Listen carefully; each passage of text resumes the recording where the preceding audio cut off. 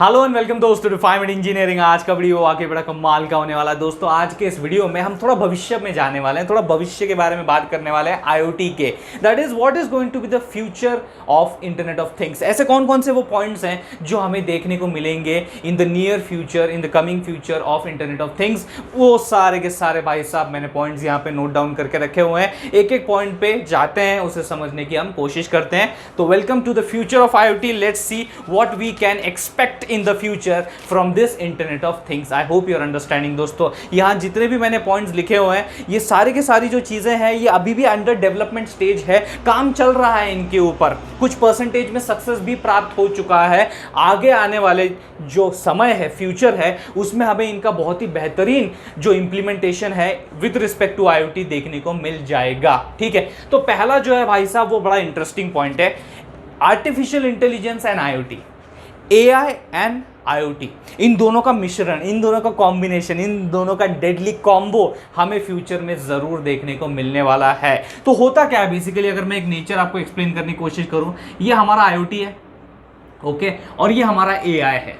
अभी दोनों एक साथ काम कैसे करेंगे, क्या करेंगे, ओके। तो अभी आईओटी में क्या होता है, यहाँ पे आपके डिवाइसेस, सेंसर्स होते हैं, ये सेंस करते हैं हमारे एनवायरनमेंट को। तो डेटा क्या करते हैं, गैदर करते हैं। So they are simply gathering the data, okay, and handling the data. अब ये जो डेटा जनरेट किया है, गैदर किया है, स्टोर किया है आईओटी के डिवाइसेस ने, ये जो डेटा जनरेट किया है, ये डेटा जब हमारे पास होता है तब हमारे काम आता है एआई, आर्टिफिशियल इंटेलिजेंस एल्गोरिदम। तो हम सिंपली करते क्या है, ये जो भी डेटा हमने अभी गैदर किया है, कलेक्ट किया है, वो डेटा हम सिंपली दे देते हैं इस रिस्पेक्टिव आर्टिफिशियल इंटेलिजेंस एल्गोरिदम्स को। और आर्टिफिशियल इंटेलिजेंस क्या करता है, ये एल्गोरिदम्स क्या करते हैं, ये एल्गोरिदम डेटा ले लेते हैं और एज अ रिजल्ट, यानी कि सम यूजफुल रिजल्ट्स, यानी कि useful actions you can say, are being given out as a output from the AI algorithms. और ये जो रिजल्ट्स, ये जो एक्शंस जनरेट हुए हैं,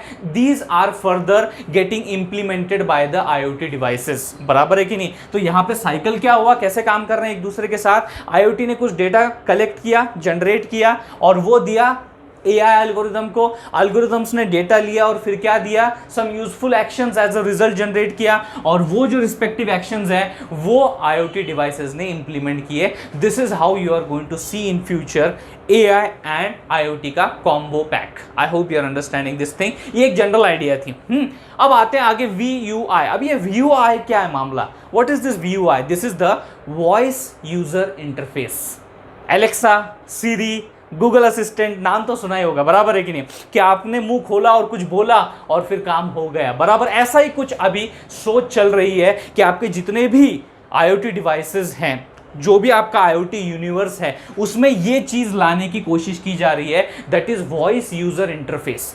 यूजर के लिए कंफर्ट लेवल बहुत ज्यादा बढ़ा दी गई है कि यहां पे अभी यूजर को टाइप करने की भी जरूरत नहीं भाई साहब। यूजर सिर्फ अपने मुंह से बोलेगा और काम हो जाएगा। May be in the near future ये भी हो सकता है कि बोलने की भी जरूरत नहीं है, थोड़ा और कंफर्ट दे देते हैं यूजर को। यूजर को सिर्फ सोचने की जरूरत है, यूजर ने सोचा और काम हो गया। ये मे भी हो सकता है, आई डोंट नो, बट ये तो होगा भाई साहब। That is voice user interface आपके आईओटी यूनिवर्स में आने वाला है in the coming future. I hope you are getting the point. ठीक है, अब आते हैं भैया थर्ड के ऊपर, मिनिएचराइजिंग ऑफ थिंग्स। थिंग्स यानी कि हम पहले ही बात कर चुके, थिंग्स मतलब आपके वो स्मार्ट डिवाइसेस मेरे भाई, आपके आईओटी डिवाइसेस। बराबर, तो वो डिवाइसेस जिनके पास बहुत ज़्यादा कैपेबिलिटी है क्या करने की, डेटा को कलेक्ट करने की, डेटा को स्टोर करने की, डेटा को एक तरीके से कंप्यूट करने की, दैट इज कंप्यूटेशनल कैपेबिलिटीज है, कम्युनिकेशन कैपेबिलिटीज है, उन डिवाइसेस को हम कहते हैं स्मार्ट डिवाइसेस, आईओटी थिंग्स, उन्हें हम कहते हैं things. I hope you are getting the point. अभी मुद्दा यह है कि हमें इन थिंग्स को कम से कम साइज का रखना है, उसे और कम करना है। अच्छा इतना हो गया, और थोड़ा कम कर दो, अरे और थोड़ा कम कर दो।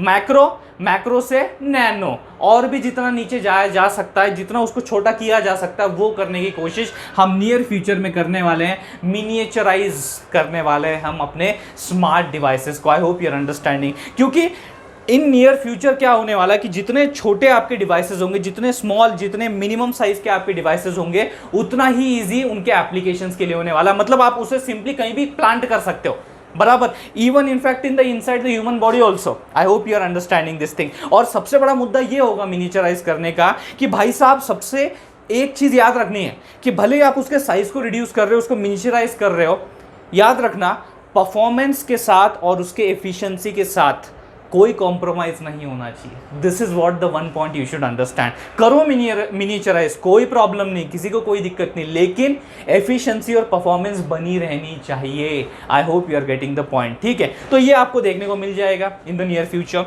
उसके बाद आते हैं सबसे बड़ा रिक्वायरमेंट, सबसे बढ़िया रिक्वायरमेंट जो है इन द फ्यूचर, वो है पावर। ऑब्वियसली आपकी कोई भी डिवाइस बिना पावर के चलती क्या? इनपुट पावर तो देना पड़ता है, तब जाके आगे की जो वर्किंग है, प्रोसेसिंग है, वो आपका काम होता है। तो आपके जो IoT डिवाइसेस हैं वो लो पावर्ड होने चाहिए, यानी कि यहाँ पे एनर्जी कंजम्पशन पे सबसे ज्यादा फोकस दिया गया है कि भैया कम से कम एनर्जी को कंज्यूम करो और बेटर परफॉर्म करो, बेटर एफिशिएंसी के साथ परफॉर्म करो। I hope you are understanding this point, बराबर है कि नहीं? तो इसके लिए हम लोग इन नियर फ्यूचर क्या कर सकते हैं? सोलर सेल्स का यूज कर सकते हैं, बराबर है कि नहीं? मतलब you don't have to externally give the power, आप सीधा सीधा तो नेचर से मिल रहा है उसी को इस्तेमाल करो और उसी के थ्रू अपने IoT डिवाइसेस को रन करो। जैसे कि कई बार हमारी जो विंड एनर्जी उसे यूज कर सकते हैं, सोलर एनर्जी उसे यूज कर सकते हैं, और फिर हम ये रिस्पेक्टिव IoT डिवाइसेस को वर्किंग या फिर ऑपरेटिंग कंडीशंस में ला सकते हैं। तो ये पावर जो है ये बहुत ही सोच समझ के अच्छी तरीके से सटीक मैनर में यूज करना पड़ेगा इन द नियर फ्यूचर, और उसी के हिसाब से IoT का इंप्लीमेंटेशन भी डिजाइन किया जाएगा। I hope you are getting the point, ठीक है। आते हैं भैया आखिरी पे और सबसे मजबूत और सबसे तगड़े पॉइंट पे, जो भैया दिखने ही वाला है और होने ही वाला है, वो है बिग डेटा और IoT का मिलन।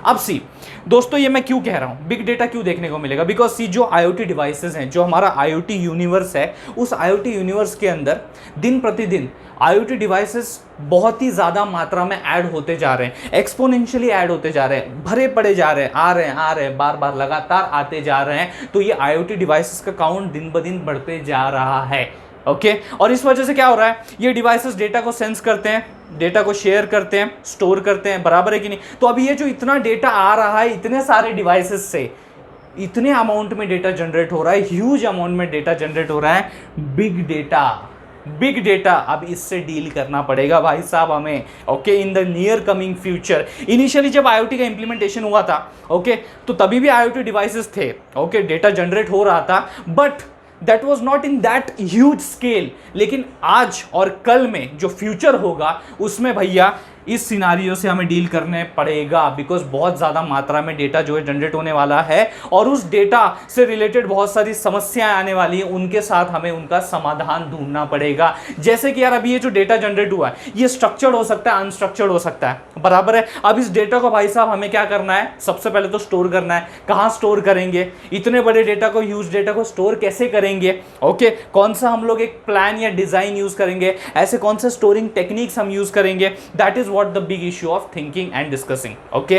तो ये एक हो गया। अभी चलो स्टोर कर लिए जैसे तैसे भाई साहब, मैंने इस बिग डेटा को स्टोर कर लिया। आगे क्या करना है भाई साहब? स्टोर करके अचार थोड़ी ना डालना उसका, उस डेटा से हमें कुछ यूजफुल रिक्वायर्ड रिजल्ट्स को रिट्राइव भी तो करना है। तो उसके लिए हमें क्या करना पड़ेगा? उस डेटा को एनालाइज करना पड़ेगा, प्रोसेस करना पड़ेगा, प्री प्रोसेसिंग करना पड़ेगा। ये सारी जो टेक्निक्स है वो लगानी पड़ेगी, मेथोडोलॉजीज लगानी पड़ेगी, और उसके बाद जाके हमारा रिक्वायर्ड रिजल्ट हम रिट्राइव कर पाएंगे। तो this is all the thing is expected in the coming near future, जो मैंने आपको इस वीडियो के थ्रू डिलीवर कर दिया है। अगर ये वीडियो आपको पसंद आ गया हो तो लाइक कर दीजिए, और उससे भी ज्यादा जरूर इस वीडियो को शेयर कीजिए अपने सारे दोस्तों के साथ। थैंक्स अ लॉट दोस्तों फॉर वॉचिंग दिस वीडियो।